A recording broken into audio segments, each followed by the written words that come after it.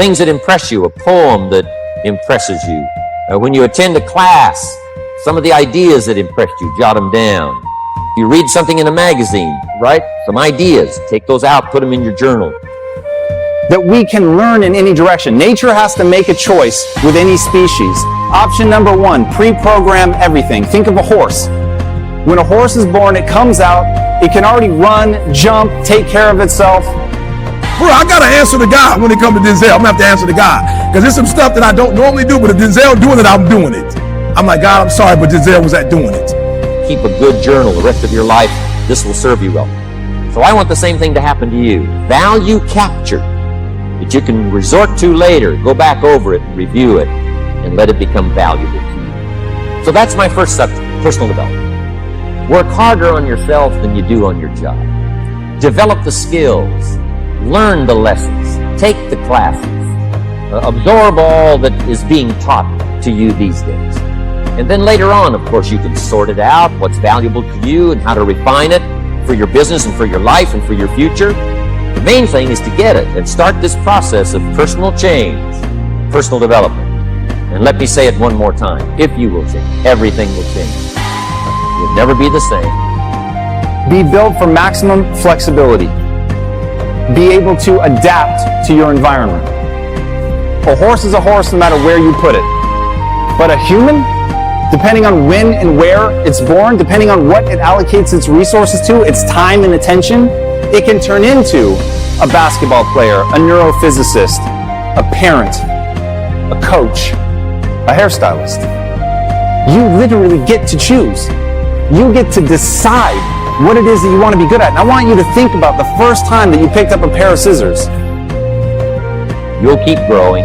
As you look back on a few months, look back on a few years, you won't believe the progress you can make. Economically, your relationship with your family, your friends, telling you that whole process of committing yourself for personal change, personal value, can really make your life unique and worthwhile. Now let's cover the second step, setting goals. We need to take a look into the future. There are 4 things to consider in terms of attitude. One is how you feel about the past. Best advice I can give you on that is treat the past as a school. Let it teach you the mistakes you've made, the things that went wrong, the things that didn't work. Don't use the past as a burden to carry, and don't use the past as a club to beat yourself to death. Past losses, past failures, past mistakes. But let the past be a school. Tough school maybe. We've all been through some tough stuff. So if you feel good about the past, draw from it for experience and let it teach you. You didn't know what you were doing. It didn't feel like it was an extension of your hand. But now, when you step into that role, when you show up, the way that everything feels, the way that you set it around your station, it's all like it was meant to be. It flows. You know right where things are, how to cut somebody's hair, depending on the texture of the hair, the length, the quality, the age of the person, what they've done to it. You know it all. You know how to mix colors. All of that stuff is from training. But the irony is people don't stop and think about, hey, I got this far in this thing simply by allocating the time and the energy. Where else could I go? Could I pivot? And the answer to that question is yes. The human animal is designed to adapt. That is literally what we are sculpted to do. For me, the piece of advice that I always give to somebody, whether it's an entrepreneur or somebody who wants to be the greatest parent of all time, what is your goal? Okay? Stop like trying to tell people you read 6 books and you ain't done nothing with them. I'm just religious people kill me. I read the whole Bible and ain't nothing changed. You the same person. But it's like you get brownie points for reading the whole Bible. Like I go to church every Sabbath and you get brownie points for that? Like, what do you get for that? It's about change, right? So I don't want you to read the Bible. I just want you to find 3 scriptures this year that you can read and do them. Read 4 books and do what they tell you to do. Matter of fact, read 1 book and do what the book tell you to do. Like, for real, just read 1 chapter and put the book down. Do what the chapter tell you to do. I'm just being real. What does it benefit you to read the whole book and you're not using it? All right, so this is the year of execution. Like, we're going to execute in small ways, and those executes going to turn into something, right? So I heard something that revolutionized my life. All right, I'm just going to show you. Today is going to be nothing but me just going 1 through 3 on you. 1, 2, 3, 1, 2, 3, helping you. You've got to start with your goal. Everything works backwards from that. For me, I wanted to get rich. And the irony is, when I started on my entrepreneurial journey, I was literally saying that to people. I want to get rich. I just want to make a bunch of money. And so I started as a copywriter in a technology company because I'd failed to make it in film school. I actually ended up doing horrifically. And at the end of film school, I felt broken, embarrassed, lost. I had no idea where I was going. But I started teaching filmmaking. And as I was teaching that class, I realized, wow, I don't know enough to teach these students. I need to research at night and practice to be able to come in and present this material. It's very important for you to believe that you are the one to make this happen. I remember this high school teacher, Mr. Leroy Washington, at the end of school one June, it was just a few days before we were supposed to leave, and I just got my report card, and it indicated that I'd failed history, and I'd failed English, and I would have to go to summer school.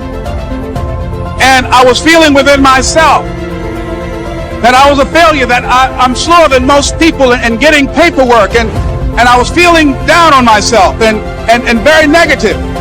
And Mr. Washington was giving a speech to the graduating seniors, and I was in 11th grade. And even though I wasn't supposed to be in there, I went in there because the speech he was giving, that speech was for me. And as he talked, my heart began to beat fast. Tears began to run by my eyes, and I was in the back just listening to him because he said, and he was a very dramatic man. I still talk to him to this day. He said, as graduating seniors of Booker T. Washington High School, I want you to know that you're blessed and highly favored, and that as you go toward the future, begin to know that you have greatness within you. So I heard Denzel Washington say he had a coach. I was like, what? I rewind. I'm like, okay, I'm hearing things. So I went back and was like, Denzel Washington got an acting coach. I was like, why would Denzel need an acting coach? He Denzel. All right, but I said to myself, okay, I respect Denzel. Listen to me. I don't do movies. Anything Denzel come out with, I'm going to the movies. I don't care what it is. Denzel come out with it. I don't even care if it makes sense or not. It's Denzel. I'm going to see it. I ain't Philadelphia. I don't know nothing about that. I'm like, but Denzel starting in it. Training Day. I sat through Training Day and it was like a crazy feeling like, I ain't really getting this killing and the stupid stuff that they doing, but it's Denzel. And if just one of you here begin to envision yourselves as being blessed and highly favored to reach your goals, if just one of you capture the essence of what that means, that you have greatness within you and a responsibility to manifest that greatness, that you can make your parents proud, you can make your school proud, you can touch millions of people's lives, and the world will never be the same again because you came this way. And the students gave him a rousing standing ovation. And as he left the auditorium, I ran down the steps and I caught him in the parking lot. I said, Mr. Washington? He said, yes. I said, do you remember me, sir? He said, no. I said, my name is Leslie Brown. My mother, she works in the cafeteria here. I'm one of the twins, Leslie and Wesley. I said, Mr. Washington, but you know, I got these big dreams. I like talking to people. I love people. I said, I want to work with people, and I got this dream of buying my mama a home.